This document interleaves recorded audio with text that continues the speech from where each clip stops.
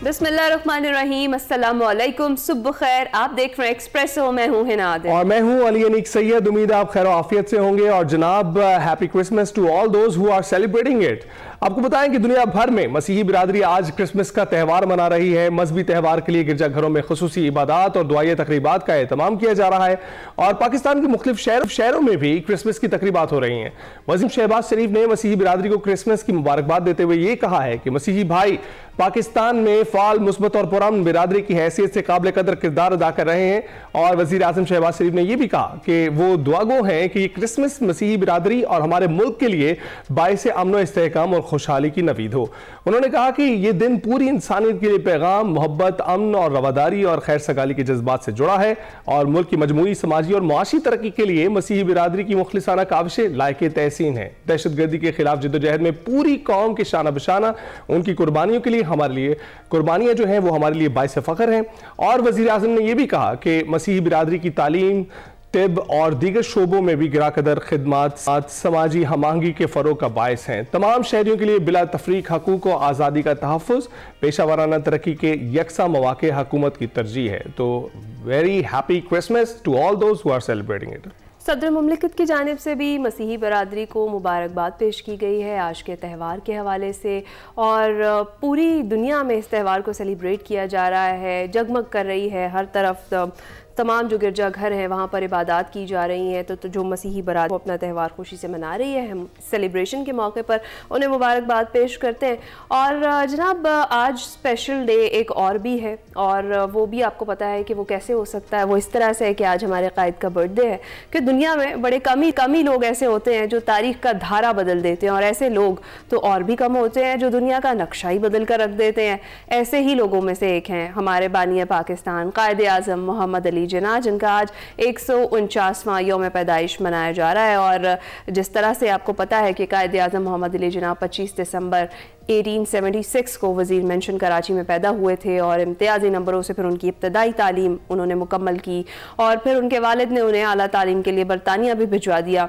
कानून की डिग्री उन्होंने हासिल की, फिर वतन वापस लौट आए और उन्होंने वकालत के साथ साथ फिर सियासत में अमली तौर पर हिस्सा लिया और 1906 में कांग्रेस में उन्होंने शमूलियत इख्तियार की और कांग्रेस के साथ उनकी 7 साल तवील रफाकत थी। उसके बाद फिर कायद आज़म ने हिंदू रहनुमाओं की चालों को भांपते हुए 1913 में मुस्लिम रहनुमाओं के साथ मिलकर उनकी दरख्वास्त पर मुस्लिम लीग में शमूलियत इख्तियार की और मुसलमानों की जो सियासी बेदारी है और जो तहरीक आज़ादी है उसकी फिर दागबल उन्हीं की तरफ से डाली गई। और अपने जो उनका तदब्बर था, फ़हम व फरासत था, सियासी दूरंदेशी थी और जहद मुसलसल के बायस न सिर्फ उन्होंने अंग्रेज़ों को यहाँ से चलता किया बल्कि मुसलमानों को हिंदुओं के शिकंजे से भी बचाते हुए 14 अगस्त 1947 को एक आज़ाद रियासत हासिल करने में वो कामयाब हो गए। वो आज़ाद रियासत है जी जिसमें आज आप, मैं और हम सब सुकून से आज़ादी की सांसें ले रहे हैं। इसी पर हमने बात करनी है और हमें बात करने के लिए ज्वाइन कर चुके हैं कमोडोर खालिद चिश्ती साहब, तारा इम्तियाज़ मिलिट्री, सितारा बसालत, पाकिस्तान एयरफोर्स में फाइटर पायलट रहे हैं। इसके साथ साथ 3000 घंटे तक उन्होंने फ़्लाइट की है। और कायद आज़म मोहम्मद अली जिन्ना जो हैं उन पर 20 साल तहकीकात के दौरान उन्होंने कायद आज़म के तकरीबन 400 से ज़ायद नादिर जो पोर्ट्रेट हैं वो इकट्ठे किए हैं। दुनिया के बड़े लीडर्स के जो 200 से ज़्यादा कायद आज़म के बारे में ट्रिब्यूट्स हैं वो उन्होंने इकट्ठे किए हैं और 19 साल से कायद आज़म की शख्सियत पर वो लेक्चर्स दे रहे हैं। तो उनसे पर्टिनेंट कोई गेस्ट हो नहीं सकता आज के दिन बात करने के लिए। अस्सलाम वालेकुम खालिद चिश्ती साहब, गुड मॉर्निंग, आप कैसे हैं? जी वालेकुम सलाम हिना और Ali, thank you very much, good morning. और आप खैरियत से हैं? जी बिल्कुल ठीक ठाक। चिश्ती साहब, जैसे कि हिना ने तारुफ ही करवा दिया है कि आपसे ज्यादा बेहतर कौन शख्स हो सकता है जिसने अपनी जिंदगी का एक हिस्सा ही नाम कर दिया इस रिसर्च पर। क्या कहना चाहेंगे आज के दिन? जी सबसे पहले तो वाकई पूरी कौम को कायद आज़म का यौम पैदाइश मुबारक हो। और मैं अली कोई बहुत बड़ा काम नहीं कर रहा, मैं एक छोटा सा एडमायरर हूँ कायद आज़म का और अपने पर जो कायद आज़म का कर्ज है वो कम करने की थोड़ा सा कोशिश कर रहा हूँ। क्योंकि ये जो आज़ादी है, ये जो आपने बताया फाइटर पायलट बना, इतने 1000 घंटे उड़े, ये सारे का सारा अल्लाह ताला के बाद मुमकिन तभी हो सकता था अगर कायद आज़म पाकिस्तान बनाते। और ये उन्हीं की मरून मिन्नत है कि आज हम आज़ाद हैं। और हमने जो गाज़ा में, बोस्निया में और मुख्तलिफ दुनिया में देखते हैं हम कि दुनिया में जो आज़ादी की कीमत है वो लोग शायद बेहतर हमसे बता सकें। अगर हम उनको देखें तो हम ज़्यादा कदर करेंगे। ये एक शख्स, मैं इसलिए भी इनके पर छोटा सा काम करता हूँ, जो तस्वीरें बताई पूरे पाकिस्तान और बाहर लेक्चर देता हूँ। अल्हम्दुलिल्लाह अभी हमने जिन्ना लाइब्रेरी एक ओपन की है ह्यूस्टन यूएसए में, और मैं वहाँ मुझे पाकिस्तानियों की जिद बात मुझे जी तो मैं ये कह रहा था कि उसकी बात बाद में शायद करें, लेकिन मैं कह रहा था ये एक मुख्तलिफ शख्स क्यों थे। मुख्तलिफ शख्स ये थे कि जो 9 करोड़ लोगों को ये लीड कर रहे थे, ना ये उनकी तरह खाते थे, ना उनकी तरह पहनते थे, ना उनकी जुबान बोलते थे। लेकिन आप सोचिए, दुनिया के मैंने बहुत लीडर पढ़े एयरफोर्स में, जब मैं मिलिट्री कोर्सेज करता था तो हमें लीडरशिप पढ़ा दी जाती थी और बहुत सारे दुनिया के लीडर रेफरेंस पढ़ने पड़ते थे। तो सब के सब, चर्चिल हो, नेल्सन मंडेला हो, कोई हो दुनिया का लीडर, वो अपनी जुबान में लोगों से बात करता था कोई भी, तो तब लोग फॉलो करते थे। ये डिफरेंट और यूनिक लीडर है जो, जैसे मैंने कहा, ना पहनता है उनकी तरह, ना खाता है, ना लैंग्वेज उनकी बोलता है, लेकिन 9 करोड़ के 9 करोड़ लोग ये कहते थे कि जो कह रहे हैं कायदे आजम वो ठीक कह रहे हैं। ये ट्रस्ट शायद ही किसी के नसीब में आया हो, और इतने बड़े लोग, जो 9 करोड़ लोग, एक ब्लाइंड फेथ जिसको कहते हैं ना, वो था इनके ऊपर। तो इसलिए मेरी कोशिश होती है कि मैं नई नस्ल को, खास तौर पर हम लोग या मुझसे पहले वालों का कसूर है कि हम वो पाकिस्तान तो नहीं दे सके जो कायदे आजम की अपनी नजर में था या उनकी विजन थी, लेकिन कम अज कम उनको पैगाम पहुंचाया जा सकता है, उनको बताया जा सकता है अपना लीडर था। आपको ये नई नस्ल को ये तो मैं बता सकता हूं ना कि ये वो लीडर हैं। मेरी आ रही है? जी खालिद साहब, आप कंटिन्यू करें।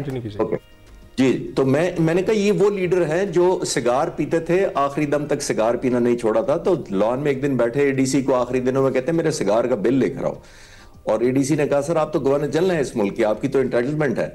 तो कहा कि नहीं, सारे बिल लेकर आओ जो पहले अदा हो चुके हैं। तो सारे बिल लाए गए, अपनी चेकबुक से वो सारे बिल काटे जो बैकडेटेड थे, जो तबीयत खराब होने की वजह से नहीं दे सके थे, और अंग्रेजी में अपने एडीसी को कहते हैं कि सिगार पीना बुरी आदत है और मेरी कौम मेरी बुरी आदतों का खर्चा क्यों उठाए।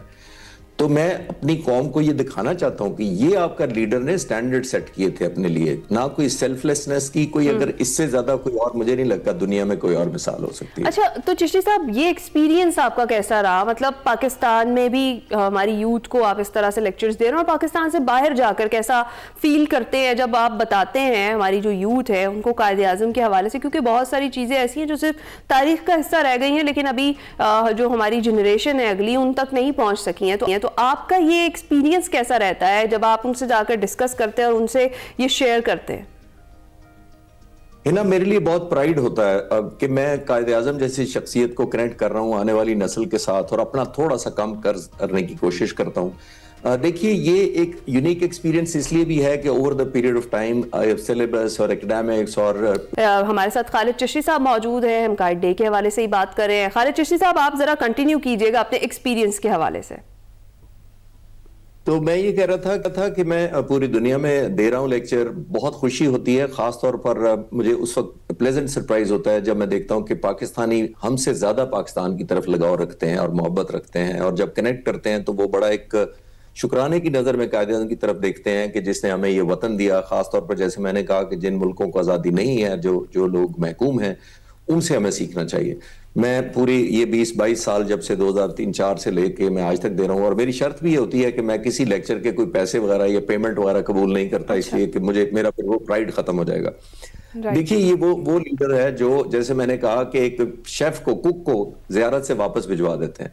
खाना पीना छोड़ दिया था, आखिर में जबरदस्ती खिलाया गया, तब भी नहीं खाते थे, दवाइयों का असर नहीं होता था। तो फिर एक शेफ को बुलाया गया जो इनका पसंदीदा था, लाहौर से जहाज की टिकट देकर। तो जब उनको पता लगा, खाना खाया, उसका उनको पता नहीं लगा कि खाना किसने बनाया था। जब खाना खा लिया तो एडीसी को बुलाया कि खाना किसने बनाया था। तो एडीसी ने कहा कि सर, वो झूठ नहीं बोल सकता था, तो उसने कहा कि सर, वो जो फलां शेफ आपको पसंद है वो हमने जहाज पे बुला लिया था। तो उन्होंने कहा उसको बुलाओ। उसको बुलाया, उसको जेब से टिकट अपना इनाम दिया, और टिकट अपनी जेब से देकर एडीसी को अंग्रेजी में कहते हैं इसको वापस भेज दो, ये एक गरीब कौम है, मेरे मुंह के जायके के लिए इस अयाशी की मुतम्मिल नहीं हो सकती।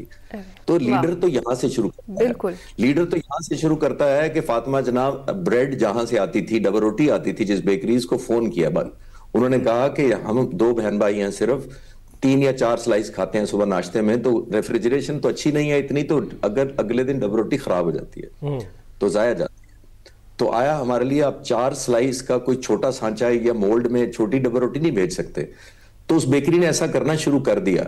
अली, मैं आपको ये बताना चाह रहा हूं कि उस डबल रोटी से मुल्क अमीर नहीं हुआ था। बिल्कुल। लीडर कहता है कि मुझसे पहले शुरू करो, अगर डबल रोटी किसी की छोटी होनी है तो पहले मेरी होनी है, फिर कौम की होनी है। तो इन असूलों पे कायदे आजम ने अपना नाम आज जो दुनिया में बनाया है, मेरा ख्याल उनकी बहुत ज्यादा एक कॉन्ट्रीब्यूशन है। और एक बड़ी इंपॉर्टेंट बात जो मैं करता चलूं वो ये कि बहुत सारे लोग जब आपकी तारीफ करते हैं वो तो अपनी जगह है, लेकिन आपका मुखालिफ या दुश्मन तारीफ करे तो वो कमाल की होती है। गांधी ने इनके बारे में कहा था, he is brave and incorruptible. अब आप विजुलाइज करें कि आपका मुखालिफ कह रहा हो कि आप इनकरप्टेबल हैं, और इनकरप्टेबल उन्होंने उस वक्त साबित किया जब इनको लालच दिया गया। आखिर में जून 1947 में जब पाकिस्तान बनना ठहर गया तो गांधी आए कायदे आजम के पास और आके बहुत बड़ा इंसेंटिव दिया। उन्होंने कहा हम आपको पूरे हिंदुस्तान का वजीर आजम बनाने को तैयार हैं अगर पाकिस्तान की जिद छोड़ दें। पूरा हिंदुस्तान कहां से, जो आज का KPK और बांग्लादेश तक। जरा विजुलाइज करें कि अगर कोई आज का पॉलिटिशियन हो, मैं कोई किसी का नाम नहीं लेता, कितनी बड़ी ऑफर है ये कि आप पूरे हिंदुस्तान के वजीर आजम बन जाएं। कोई भी होता शायद मेरा ख्याल है कि कबूल कर लेता, लेकिन जवाब दिया कि जो तुम मुझसे मांग रहे हो वो मेरी कौम की अमानत है, और अमीन होने के नाते मैं कौम की अमानत नहीं बेच सकता। अरे वाह, बिल्कुल ठीक। ये चिश्ती साहब, ये भी जानना चाहेंगे आपसे कि आपने बताया कि आप दीगर ममालिक में भी जाकर जो है इस हवाले से लेक्चर्स देते हैं, तो आपको जो पाकिस्तानी डायस्पोरा है उसमें जो नौजवान नस्ल है वो कितनी आशना नजर आती है इस हवाले से? देखिए अली, वो तो प्लेजेंटली सरप्राइज होती है जब मैं ये वाकया जो आपके चैनल पे बता रहा हूं उनको सामने खड़े होकर सुनाता हूं। 200-300 लोग होते हैं, मोस्टली यूथ भी उसमें शामिल होती है, बुजुर्ग भी होते हैं, खवातीन होती हैं। तो यकीन करें वो रिग्रेट करते हैं, वो कहते हैं हमें क्यों आज तक इस तरह के लीडर का नहीं बताया कि इस तरह अजीम है। हम तो वेस्ट के लोगों को कंपेयर करते रहते हैं कि फलां बहुत जबरदस्त है, फलां बहुत जबरदस्त है, लेकिन हमारे अपना लीडर इतना बड़ा एक स्टेचर का आदमी, इतना बड़ा शख्स जिसने किसी तरह रवादारी नहीं रखी अपने लिए कुछ लेने के लिए, आप विजुलाइज करें तो वो प्लेजेंटली सरप्राइज होते हैं। बल्कि वो मुझे ज्यादा थैंकफुल ज्यादा इसलिए होते हैं कि आपने ऐसे शख्स से हमारी मुलाकात करवा दी गायबाना। तो जाहिर है मेरे लिए भी बड़ा प्राइड होता है कि मैं कंट्रीब्यूट कर पाया हूं। ये वो शख्स है जो जियारत में है, जिनको कहा गया कि आप इलाज के लिए बाहर चले जाएं, और बहुत दूर नहीं, अबुल हसन अस्वानी अमेरिका के हमारे एम्बेसडर जियारत तशरीफ लाए और आकर कहा कि सर हमने हॉस्पिटल का अमेरिका में इंतजाम कर लिया, जहाज का इंतजाम कर दिया, तो नहीं गए, इनकार कर दिया। और दो वजह से किया। दिलचस्प बात आप लगेगी, ये कहते हैं कि एक तो ये गरीब कौम है, मैं इन पर बोझ नहीं बनना चाहता, और दूसरा बहुत जबरदस्त बात, देखिए उनको पता था कि मुझे टीबी है और मैं इस दुनिया से शायद कुछ हफ्ते या चंद महीने का मेहमान हूं। उनको ये डॉक्टरों ने बता दिया था। उनको पता था कि पाकिस्तान नया नया बना है, अभी साजिशें चल रही हैं पाकिस्तान के खिलाफ। मेरी अगर बीमारी का दुश्मनों को पता लग गया तो ये पाकिस्तान के लिए बहुत खतरनाक होगा इसके सर्वाइवल के लिए। तो अगर मैं बाहर गया तो बाहर के लोगों को मेरे टेस्ट और मेरी मेडिकल और मेरी सीरियसनेस पता लग जाएगी बीमारी की। तो उन्होंने कहा कि मैं किसी बाहर के डॉक्टर को इलाज नहीं करवाऊंगा। ये सिर्फ इसलिए छुपाते रहे कि मेरी, और इसीलिए तो इस राज को सीक्रेट ऑफ द सेंचुरी भी कहा जाता है ना खालिद चिश्ती साहब, जिस तरह से उन्होंने बचाने के लिए इस चीज को राज ही रखा।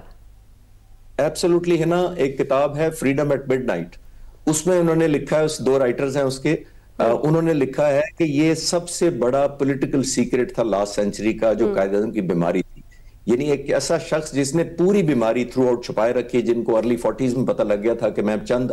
और उस वक्त मैं एक और दिलचस्प बात बताता चलूं, डॉक्टर ने उनसे कहा था कि जितनी सीरियस आपको टीबी है शायद आप 6 महीने के मेहमान हैं, लेकिन आप देखिए डिटर्मिनेशन और विल पावर। 1940 से 48 में वफात पाई सिर्फ कुव्वत इरादी से चलते रहे कि पाकिस्तान अभी नहीं बना, जब तक नहीं बनेगा जाहिर है उन्होंने अल्लाह ताला से भी मोहलत मांगी और खुद भी विल पावर रखी। अरे वाह, बिल्कुल। Thank you so much Khalid Chishti साहब। इस टॉपिक पर हम आपसे घंटों बात कर सकते हैं, लेकिन डेफिनेटली आपने दूसरे चैनल्स को भी वक्त दिया होगा, हम इस चीज़ को समझते हैं। आपका बहुत शुक्रिया। हम कायदे आज़म की यौम पैदाइश के हवाले से खालिद चिश्ती साहब से बात कर रहे थे, अभी हम ब्रेक पर जाएंगे। Welcome back to Expresso. नाज़रीन, आज आपको एक ऐसी कामयाबी के बारे में हम बताने जा रहे हैं जो ना सिर्फ खेलों की दुनिया में एक नया रिकॉर्ड है, बल्कि ख़ानदानी मेहनत, तरबियत और अज़्म की शानदार मिसाल भी है। कराची में होने वाली नेशनल गेम्स 2025 में पाकिस्तान ने एक तारीखी लम्हा देखा, जहां 4 सगे भाइयों ने एक साथ 7 गोल्ड मेडल्स जीतकर सबको हैरान कर दिया। रेसलिंग की 125 किलोग्राम कैटेगरी में तैयब रजा अवान पहलवान, जो कि कॉमनवेल्थ मेडलिस्ट भी हैं, उन्होंने शानदार कारकर्दगी दिखाते हुए गोल्ड मेडल अपने नाम किया। वहीं टग ऑफ वॉर के मैदान में भी अवान खानदान का ही सिक्का चलता हुआ दिखाई दिया, जहां यासिर अब्बास अवान पहलवान इंडो पाक मेडलिस्ट भी हैं। वो कामयाब रहे। बिलाल हुसैन अवान पहलवान इंडो पाक मेडलिस्ट और सज्जाद हुसैन अवान पहलवान वर्ल्ड तोरान कप मेडलिस्ट हैं। उन्होंने अपनी ताकत, हम आहंगी और अज़्म के साथ गोल्ड मेडल्स जीतकर तारीख रकम कर दी। नाज़रीन, इस कामयाबी की सबसे खूबसूरत बात यह है कि इन चारों भाइयों के कोच खुद उनके वालिद मलिक इमदाद हुसैन अवान पहलवान थे, जिन्होंने एक नहीं बल्कि 4 चैंपियन तैयार किए। ये कहानी सिर्फ तमगों की नहीं है, ये कहानी है एक बाप की तरबियत, बेटों की मेहनत और खेल से मोहब्बत की। मजीद हमारे ये चैंपियंस हमारे साथ स्टूडियो से हैं, उनसे बात करते हैं। वेलकम अवान ब्रादरान, कैसे हैं आप? ठीक ठाक हैं जी? अल्हम्दुलिल्लाह। अच्छा, सबसे पहले तैयब आपसे बात करेंगे। कॉन्ग्रेचुलेशंस आपको गोल्ड मेडल हासिल करने के लिए, और उसके साथ साथ हम देख रहे हैं नेशनल गेम्स में एक साथ जो है 7 गोल्ड मेडल हासिल कर लेना, कितनी बड़ी अचीवमेंट थी आपके लिए? जी अल्हम्दुलिल्लाह, जो नेशनल गेम्स हैं वो पाकिस्तान का सबसे बड़ा इवेंट माना जाता है, और अल्हम्दुलिल्लाह इस इवेंट के ऊपर तमाम जितने भी डिपार्टमेंट्स हैं, खिलाड़ी हैं, उनकी बहुत ज़्यादा तवज्जो होती है। तो उसी तरह हमने भी इस इवेंट के लिए बहुत ज़्यादा मेहनत कर रखी थी। वालिद साहब ने भी बहुत ज़्यादा मेहनत करवाई थी, हमारे कोचेस जो हैं, और मोहन अफजल भट्ट साहब अभी भी वो मज़ीद बेहतरी के लिए काम कर रहे हैं इंशाल्लाह ताला। तो इस इवेंट के लिए बहुत ज़्यादा हमने मेहनत की थी, और अल्लाह पाक ने उस मेहनत का सिला दिया। मैं भी गोल्ड हुआ और साथ मेरे भाई भी अपनी अपनी गेम में। ज़बरदस्त। अच्छा सज्जाद, आप बताएं कैसा एक्सपीरियंस था? एक तो पार्टिसिपेट किया चारों भाइयों ने, फिर पोडियम पे जब इकट्ठे खड़े हुए होंगे तब कैसे एहसासात थे? जी अल्लाह का शुक्र है कि जब हम गोल्ड मेडल हुए हैं और हमारे वालिद साहब हमारे कोच थे, तो विक्ट्री स्टैंड पे जब हम खड़े हुए हैं, हमें गोल्ड मेडल पहनाया गया। यकीनन वो तारीख़ी लम्हा था और हमारे लिए और हमारे ख़ानदान के लिए फ़ख्र की बात थी। इसके साथ साथ हमारे डिपार्टमेंट के जो आला ऑफिसर थे, उन्होंने हमें अच्छा कैंप दिया था, जिसमें हमारे प्रेसिडेंट हफीज़ुल्लाह साहब और वाइस प्रेसिडेंट हमदान साहब थे। तो बड़ी अच्छी ट्रेनिंग करवाई थी, और बड़ी अच्छी ट्रेनिंग के साथ हम गए थे, और पूरे अज़म के साथ हमें यकीन था कि अल्लाह की मेहरबानी से इस दफ़ा हम गोल्ड मेडल हासिल करेंगे, और अल्लाह ने हमें गोल्ड मेडल से नवाजा भी है। बल्कि एक नहीं, दो गोल्ड मेडल से नवाजा। दो गोल्ड मेडल जी, यानी आप 4 लोगों ने तकरीबन 7 गोल्ड मेडल। जी। तो यासिर, आप भाइयों में सबसे बड़े हैं? जी अल्हम्दुलिल्लाह मैं बड़ा। सबसे बड़े होने के बावजूद सबसे खामोश आप दिखाई दे रहे हैं, ऐसा क्यों है? ऐसा ही है क्योंकि भाई बात कर रहे हैं तो मैं बात अच्छे से सुन रहा हूँ कि वो बहुत अच्छा इसके बारे में जनाब को बता रहे हैं। आपकी क्या फीलिंग्स थी, कैसा एक्सपीरियंस था? खासतौर पे आपने कहा वालिद साहब मौजूद थे और फिर उन्होंने अपनी प्रेजेंस में जिस तरह से आप लोगों को मेडल्स मिले, उनके लिए तो काबिल फ़ख्र लम्हा था ही, आप लोगों के लिए कैसा था? जी ये तो आपने बहुत अच्छी बात की है, क्योंकि वालिद साहब के लिए भी फ़ख्र की बात थी और हमारे लिए भी, क्योंकि वालिद साहब हमारे उस्ताद भी हैं, हमारे कोच भी हैं। तो जब हमारे भाई जीतते हैं ना, तो हमारे घर वाले तो खुश होते हैं, साथ जो हमारे रिश्तेदार हैं, जो हमारे यानी हमारे गांव तोकेवान के लोग हैं, वो भी बहुत ज़्यादा खुश होते हैं और हमें बहुत ज़्यादा अप्रिशिएट करते हैं। तो यासिर, वैसे आप इसे पूछना चाहूँगा कि जो वालिद साहब होते हैं, अक्सर उनका जो अप्रेंटिस होता है ना, वो उनका पहला सबसे बड़ा बेटा ही होता है, तो कहीं आपको इस्तेमाल करते हैं वो इनको सीधा करने में? जी ऐसे ही है। गुस्से वाले बहुत हैं, गुस्से वाले बहुत हैं, लेकिन गुस्से वाले। अच्छा, तो अब आपकी बारी बिलाल, आप बताइएगा कि जब भाई मिलके ट्रेनिंग कर रहे होते हैं उससे आपको फ़ायदा क्या होता है? एक तो हमें जो है ना अपने अखाड़े के अंदर ही बहुत अच्छी ना मिल जाती है ट्रेनिंग करने को। दूसरा हमारा वालिद साहब का अज़म है कि हम ना एक अच्छे हेल्दी जो है ना माशरे को शागिर्द भी दें और अपने जो है बच्चों को भी तैयार करके दें। तो माशाल्लाह आप देखें कि नेशनल गेम्स में हमने मिक्स में टग ऑफ वार में भी गोल्ड मेडल जीता और मेंस में भी जीता, और फाइनल में हमने वापडा को शिकस्त दी। तो इसलिए हमारे लिए ये बहुत ज़्यादा जो खुशी का लम्हा था, क्योंकि हमने 2019 में भी जो नेशनल गेम्स हुई थी पेशावर में, वहाँ पे भी गोल्ड मेडल जीता, और फिर 23 में हुई कोयटा में, वहाँ पे भी गोल्ड मेडल जीता, और अब 25 में सिंध में हुई, जो कि बहुत बड़ा इंतज़ाम था उधर। लेकिन तो ये साल आप लोगों के लिए तैयब काफ़ी बेहतरीन रहा है, 2025 तो आप लोगों के लिए बेहतरीन साल रहा है। जी अल्हम्दुलिल्लाह। इस जो मैट रेसलिंग ओलंपिक स्टाइल, इसमें भी मैंने काफ़ी अल्हम्दुलिल्लाह इसमें गोल्ड मेडल जीता। इसके अलावा जो हमारी ट्रेडिशनल स्टाइल जो रेसलिंग है, देसी कुश्ती, उसमें मैं कोई 10 से 12 फाइटें खेला हूँ, जिसमें से 2 जो हैं वो ड्रा हो गई और 10 मैंने जो है वो जीत की हैं। तो अल्हम्दुलिल्लाह मैं तो कहूँगा 2025 मेरे लिए काफ़ी जबरदस्त। अच्छा सज्जाद, हम बात कर रहे हैं कि मेडल्स और ये सारी अचीवमेंट बगैर मेहनत के तो नहीं आ जाती। देखकर कहना आसान है कि पहलवानी और ये तो बड़ी मुश्किल चीज़ें हैं, और टग ऑफ वॉर में भी बड़ा जोर लगता है, जान लगती है। इसके लिए जो इसकी तैयारी है, जिसके लिए आपने अपने आप को फिजिकली और मेंटली दोनों प्रिपेयर करना है, वो कितनी ज़्यादा मुश्किल और चैलेंजिंग होती है? कितना टाइम आप दिन में इस तैयारी के लिए जो है वो देते हैं, और इसके अलावा आपकी डाइट इसके अकॉर्डिंग होनी चाहिए, वो भी सारा कुछ ज़रा हमारे साथ शेयर करें। देखें जी, तकरीबन हमें 10-12 साल से हम इस गेम के साथ जुड़े हैं, और 10-12 साल की अगर हम कहें तो ये हमारी मेहनत है, जिसमें हमारे वालिद और हमारे उस्ताद हाजी मोहम्मद अफजल पहलवान, उन्होंने दिन रात मेहनत करवाई और हमें इस मुकाम तक पहुँचे हैं। और मैं इसके साथ साथ ये बताना चाहता हूँ कि अगर सालाना बुनियादों पर हमारी फेडरेशन जो हैं वो मुकाबले करवाती है, तो इसका क्रेडिट उनको भी जाता है। राना मोहम्मद जमील साहब जो हमारे सेक्रेटरी हैं, वो सालाना बुनियादों पर नेशनल चैम्पियनशिप करवाते रहते हैं, जिसकी वजह से हमें जो है वो मौके मिलते रहते हैं और हम अपनी परफॉर्मेंस दिखाने के लिए तैयार रहते हैं। अच्छा यासिर, ये जो आप लोगों की बेल्ट है ये नेचुरल है क्योंकि सारे भाई एक ही तरह दिखाई दे रहे हैं? जी ऐसा ही है, क्योंकि हमारे जो वालिद साहब हैं माशाल्लाह से वो भी हमारी तरह ही हैं, तो हमारे दादाजी का भी सेम ही का तकरीबन एक जैसा ही तकरीबन है। अच्छा, तो यासिर मुझे ये बताएं कि जो घर का माहौल है उसमें ये तरबियत का किरदार बड़ा इंपॉर्टेंट होता है, और ख़ुसूसी तौर पर जब आपके कोच आपके वालिद साहब ही हों, तो उस सूरत में एक कोच की रिस्पॉन्सिबिलिटीज़ कुछ और होती हैं और एक बाप के साथ एक इमोशंस का रिश्ता और होता है, तो वो एक जो बैलेंस है वो कैसे उन्होंने आप लोगों के साथ बरकरार रखा? जी बैलेंस इस तरह के अखाड़े में जो है ना वो बहुत सख्ती के साथ हमसे जो है ना वर्कआउट करवाते हैं।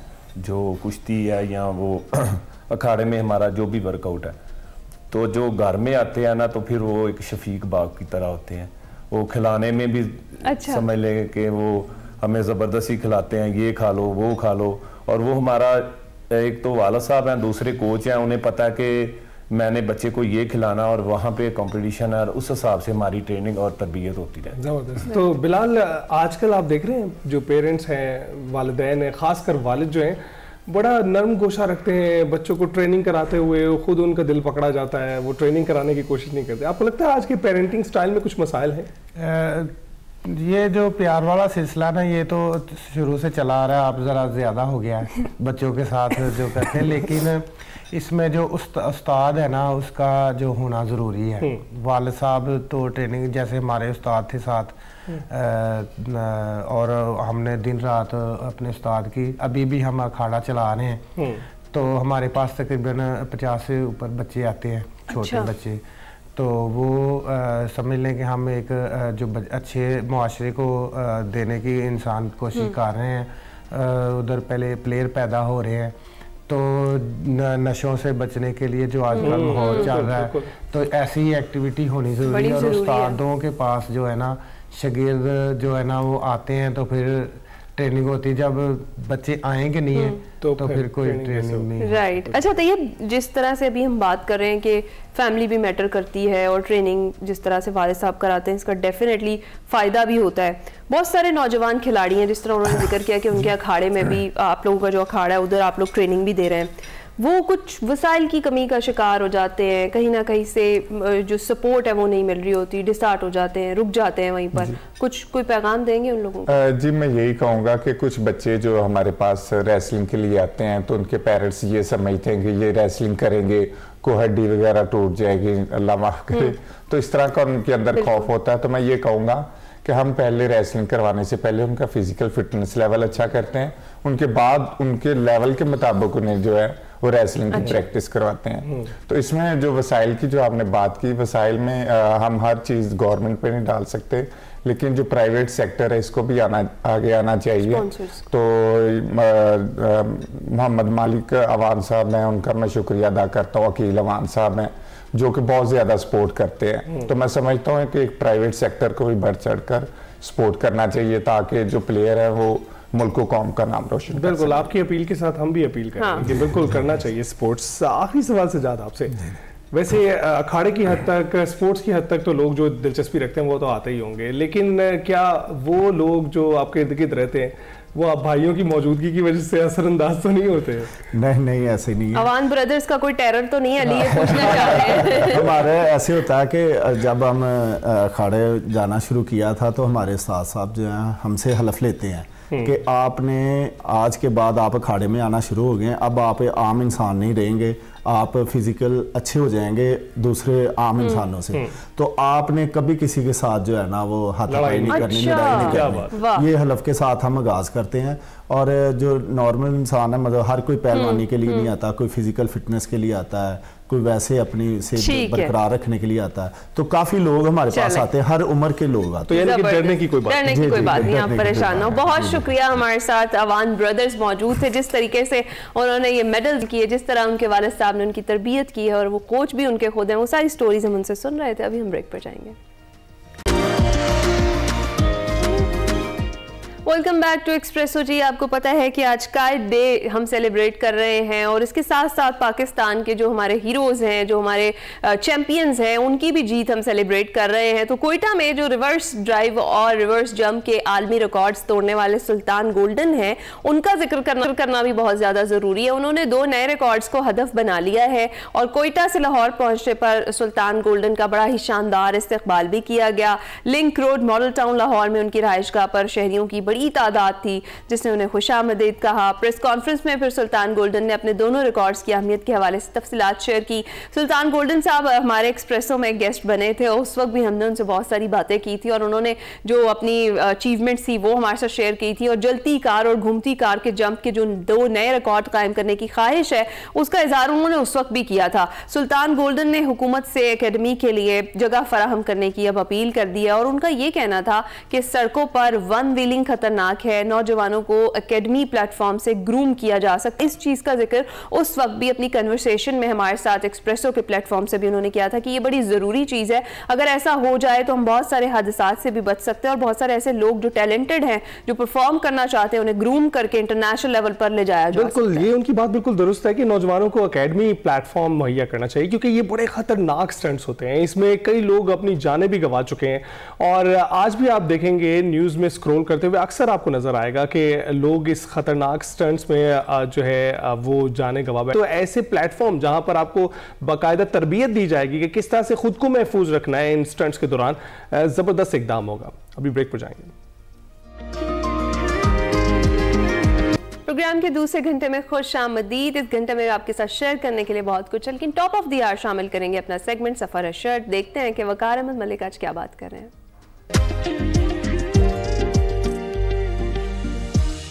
अस्सलाम वालेकुम नाज़रीन, मैं वकार अहमद और आप देख रहे हैं सफ़र है शर्त। और अज़ीज़ अहमद जमाली साहब मेरे मेहमान हैं और अज़ीज़ अहमद जमाली साहब एक कमाल ज़बरदस्त किस्म के इंसान है जिनकी कई जहतें हैं शख्सियत की। उसमें से एक जहत जो है वो सरकारी अफसर के तौर पे है और वो मैं उसको बिल्कुल भी आप समझिए कि वो उसकी अपनी खूबसूरती इस हवाले से है कि नेटको के जिस तरह MD रहे तो हम नेटको का विज़िट किया और क्या ज़बरदस्त किस्म का इदारा जो कि पिछले 10 साल में खसारे में था और दोबारा से वापस बहाल हुआ और नेटको के साथ क्योंकि हमारी मोहब्बत बड़ी थी और ये तमाम चीज़ें जो हैं इनकी ये तो एक जहत है। बट इनकी जो दूसरी बहुत बड़ी जहत है जो कि मैं समझता हूँ कि इनकी नेचुरली इनेट वो आवारागर्द वाली है। और बलूचिस्तान पे जिस तरह इन्होंने काम किया, बलूचिस्तान के साथ जिस तरह इनकी मोहब्बत है। टाड साहब की एक जगह पे कोट है और बहुत अच्छा उन्होंने लिखा, उन्होंने कहा कि अदीब वो होता है जो अपने ज़मीन के एक एक बूटे से वाकिफ़ हो, उसके नाम से वाकिफ़ हो, अपनी लैंडस्केप से वाकिफ़ हो। लैंडस्केप से जो जुदा है वो तो अदीब भी नहीं होता और वो मुसाफिर भी नहीं होता, वो आवारागर्द भी नहीं होता जो अपनी ज़मीन से ना जुड़ा। तो जमाली साहब की खसूसियत ये है कि वो ज़मीन से जुड़े हुए एक अदीब भी हैं क्योंकि बलूचिस्तान की एक ज़बरदस्त किस्म की किताब इन्होंने लिखी बलूचिस्तान पे। Thank you sir, thank you very much. और मेरा ख़्याल है कि बलूचिस्तान पे जो आपने किताब लिखी है वो हम किताब देखते हैं कि ठीक है वो 150-200 सफ़े की किताब है, उसमें तस्वीरें भी हैं, टेक्स्ट भी है, लेकिन मैं उस किताब के पीछे जब सफ़र देखता हूँ तो मुझे लगता है कि अगर मैं ये स्टार्ट करूँ बलूचिस्तान पे ये सफ़र तो शायद मुझे 10-15 साल तो लग ही जाएंगे। मुझे तो नहीं लगा करने में जो आपने ये तमाम सफ़र आपकी पेस क्या है। तो बताइए। हाँ ये भी है। बलूचिस्तान के बारे में बताइए सर, कुछ कोई ऐसी चीज़ जो कि आप टूरिस्ट को समझते हो कि उसकी आर्कियोलॉजिकल हिस्टोरिकल लैंडस्केप इस हवाले से कोई ऐसी सिग्निफिकेंस जो मस्ट मैं कहता हूँ, जाहिर बात है हम उसको पाकिस्तान में भी जानते हैं as a broad and vast area, सबसे बड़ा प्रोविंस एरिया के हिसाब से। उस एरिया में छुपी हुई जो वैरायटी है, वहाँ पे 4 इकोलॉजिकल जोन्स हैं, तो उसका हर एक मैं कहूँगा चप्पा जो है वो बसूरत चैप्टर्स इस किताब में बलूचिस्तान एयर पैनोरामाज एंड लैंडस्केप्स में हमने झलकाया है। तो उस सिलसिले में पर्पज़ तो यही है कि बलूचिस्तान को ओपन अप किया जाए for tourism, for cultural interaction और फॉर नेचर लवर्स मैं कहूँगा, क्योंकि संगलाखी में भी एक हुस्न होता है, वीराने में भी एक अट्रैक्शन होती है। हम समहाउ चूँकि जो उसके अमन के और सुकून के मुतलाशी होते हैं, वो ऐसी जगहों पे जाते हैं और हम अभी तक इसको उस तरह से पोर्ट्रे नहीं कर पाए। तो ये किताब उस किस्म की काविश है। और बलूचिस्तान जैसे मैंने कहा 4 इकोलॉजिकल जोन्स हैं, तो वहाँ सिर्फ ये मैं कहूँगा कि चटियल मैदान या संगलाख पहाड़ या सिर्फ वो नहीं है, वहाँ पे सब्ज़ एरियाज़ भी हैं। तो आज मैं एक ग्रीन एरिया की तरफ आपको ले जाता हूँ जो बलूचिस्तान का इत्तेफाक से सबसे ऊंचा एरिया भी है। ठीक है, इट्स नोन एज ज़रगून। ठीक है ना। तो Zarghoon is the highest mountain in Balochistan और कोयटा से बहुत दूर भी नहीं है।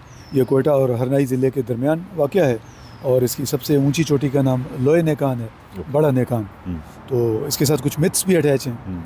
उसके साथ एक एडजेसेंट किश्ने नेकान है, छोटा नेकान, और इसका रास्ता वली तंगी से भी जाएगा, इसका रास्ता शाबान से भी जाएगा, इसका रास्ता हरनाई से चपर रिफ्ट से भी जाएगा और कोयटा शहर से तो बरास्ता उड़क वैली है ही है। ठीक है। तो लेकिन खूबी इसकी ये है कि ये पूरा पहाड़ सब्ज़ है।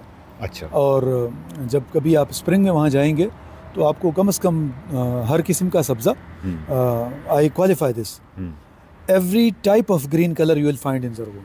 आपको चमक, आपको साया, हल्का सब्ज़, जी शेड्स ऑफ ग्रीन मैं कहूँगा, वो आपको वहाँ पे मिलेंगे। और 2 फूल जो हैं वो बहुत यूनिक, एक सुरसांदा और एक शिज़। ये मैं पश्तो नाम पढ़ रहा हूँ क्योंकि वहाँ पश्तून कल्चर से ये वाबस्ता है। ज़रगून ख़ुद पश्तो का वर्ड है। नेकान ख़ुद नेका बुज़ुर्ग को कहते हैं और ये मिथ है कि यहाँ ये नेक लोग उड़ते थे। नेकान उस वजह से इसको कहते हैं कि वो एक जगह से उड़ते थे तो दूसरी जगह दूर जाके लैंड करते थे। और इस किस्म की मिथ्स के अंदर ये लोए नेकान और ज़रगून का पहाड़ जो है वो आपको बुलाता है। मेरे पास फिल्म का पूरा एक स्क्रिप्ट जो है ना इस वक्त मेरे ज़हन में गर्दिश कर रहा है। एक छोटी सी आइडिया होता है ना फिल्म का स्क्रिप्ट, कितना खूबसूरत आइडिया इट इज़। और हमने जब अपने यूनिक वेंचर्स किए तो उसमें हमने ट्रेवर्स किया इसको। हम वली तंगी से शाबान तक अक्रॉस लोए नेकान गए 21 किलोमीटर, और एक दूसरे वेंचर में हम फिर शाबान से वापस इस तरफ आए फ्रॉम अ डिफरेंट रूट। और मेरे तक कम से कम 6 सफ़र इसी पहाड़ के गिर्द गुजरे हैं। और इत्तेफाक से ट्रैवल लवर्स को ये भी कहूँ कि ये निस्बतन आसान चोटी है चढ़ने के लिए। तो जो ट्रैकिंग लवर्स हैं they can ascend the peak in 4 hours one way, और 2 घंटे में उतर जाएं। तो आप एक दिन में आराम से इसको चढ़ के उतर सकते हैं। तो और कैंपिंग की जगह भी ऑफ़र करता है क्योंकि ग्रीन है, इसके आसपास चश्मे भी हैं। तो कहीं पे आपको यखे चीना आपको मिलेगा, कहीं पे दूसरे नाम से कोई चश्मा, वली तंगी का पूरा डैम जो है वो आपको अच्छी खासी पानी और कुछ और यूनिक फीचर्स गॉर्जेस ऑफ़र करता है देखने को। तो कोयटा से सिर्फ आप 1 घंटा ड्राइव करेंगे तो आप इसकी हदूद में आ जाएंगे। उड़क वैली से या तो आप वली तंगी को जाएंगे या आप शाबान को टर्न कर जाएंगे। जीप ट्रैक एक जाता है और जो फिर अगले 2-2.5 घंटों में आपको शाबान के आखिरी सिरे तक पहुंचाता है। और थ्रू आउट आप उसमें ना कहीं कोई पानी का ज़ख़ीरा देख रहे होंगे, कहीं को आप जुनिपर्स का जंगल है पूरा। Probably Shaban is the largest Juniper jungle after ज़ियारत। इनके बीच में सिर्फ हरनाई है। तो ज़ियारत हमारा सबसे बड़ा कंसंट्रेशन है जो एशिया का 2nd largest Juniper concentration count होता है। अच्छा। और शाबान उसकी एक्सटेंशन है। ठीक है, with a gap of Harnai valley in between. और दूसरा ये यहाँ पे वाइल्ड लाइफ आपको अफ़गान टॉर्टोइज़ मिलेगा, आपको पिका, ये जो चूहे की एक बड़ी नस्ल होती है वो सड़कों पे कहीं दौड़ती मिलेगी आपको। और किस्म के जो हैं वहाँ पे फ्लोरा एंड फाना, उससे मुलाकात हो जाएगी। और बड़े यूनिक किस्म के फीचर्स आपको वहाँ ट्रैवल करते हैं। इवन ये जो जुनिपर है इसकी पेट्रीफाइड शेप आपको मिलेगी। दरख्त है जो पत्थर हो गया है, आपको ज़मीन पे पड़ा हुआ वो दरख्त नज़र आएगा, आप उठाएंगे तो पत्थर की तरह भारी है। तो it's the fossilized form of juniper tree, तो which is very unique feature. उसके कुछ सैम्पल्स जब मैं गया था तो मैंने उठा के अपने ऑफिस में या म्यूज़ियम्स में रखवाए थे बाकायदा। तो इस नेचर की चीज़ों में और फिर पानी के सोर्सेज, इस तरफ वली तंगी का डैम, उस तरफ यखे चीना, उस तरफ शाबान का चश्मा, तो हर तरफ आपको पानी का कोई ना कोई सोर्स ऐसा मिलेगा। और फिर इसके पड़ोस जब पानी इसके दूर जाते हैं तो फिर ये कोयले की कानों से गुजरता हुआ आपको सिब्बी तक रास्ता देता है। तो इस ब्रीफ एम्बियंस में मैं इसको डिस्क्राइब करूँ। क्या खूबसूरत। और मैं आपको एक आइडिया देना चाहता हूँ, पैसे बाद में ले लूँगा जब ये रिकॉर्डिंग ख़त्म होगी।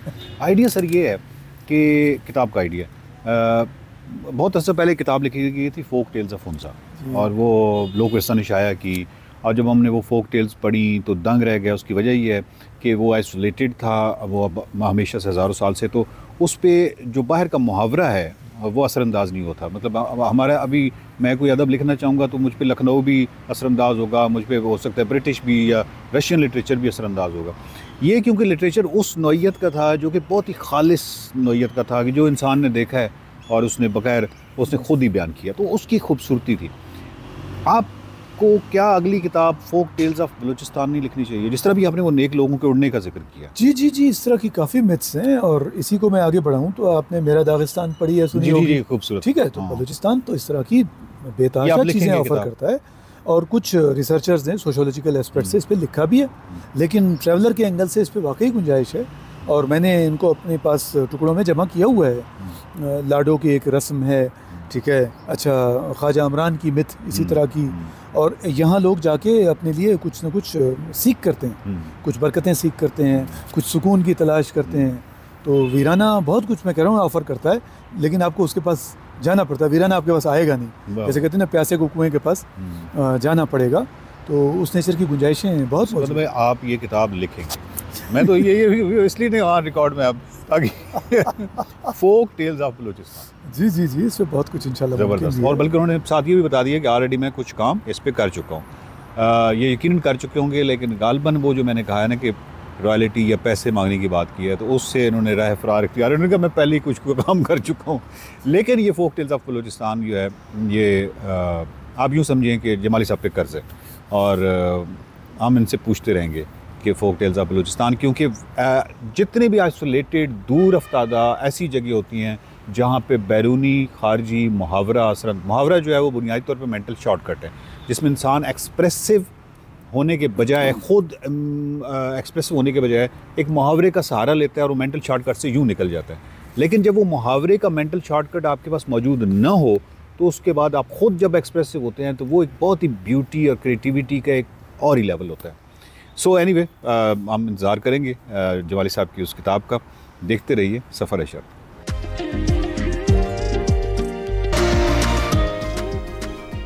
वेलकम बैक जनाब। कराची की तपती सड़कों से लेकर बर्फपोश खुंजराब की चोटियों तक, ये सिर्फ एक सफर नहीं है, ये हौसले, एतमाद और साथ निभाने की एक शानदार मिसाल है।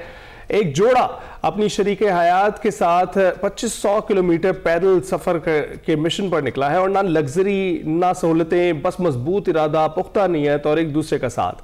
अब तक ये जोड़ा 800 किलोमीटर से ज़ायद का फासला पैदल तय कर चुका है, और इस वक्त बलूचिस्तान के शहर जोब में मौजूद है। रास्ते में शदीद गर्मी, तवील सुनसान सड़कें, कभी लोगों की हैरान नज़रों का सामना तो कभी अजनबी हाथों से मिलने वाली हौसला अफजाई। हर कदम पर एक नया इम्तिहान, और हर इम्तिहान में एक दूसरे का सहारा। ये हमें याद दिलाता है कि अगर मकसद बड़ा हो और साथ देने वाला सच्चा हो तो फासले मायने नहीं रखते। जी हाँ, मजीद इस दिलचस्प और अनोखे सफ़र के बारे में जानते हैं। इस सफ़र पर गामज़न मुसाफिरों की ज़ुबानी हमारे साथ मोहम्मद रेहान मौजूद हैं, और उनकी अहलिया सफ़िया नाज हमारे साथ मौजूद हैं। अस्सलाम वालेकुम, good morning to both of you. आप लोग कैसे हैं?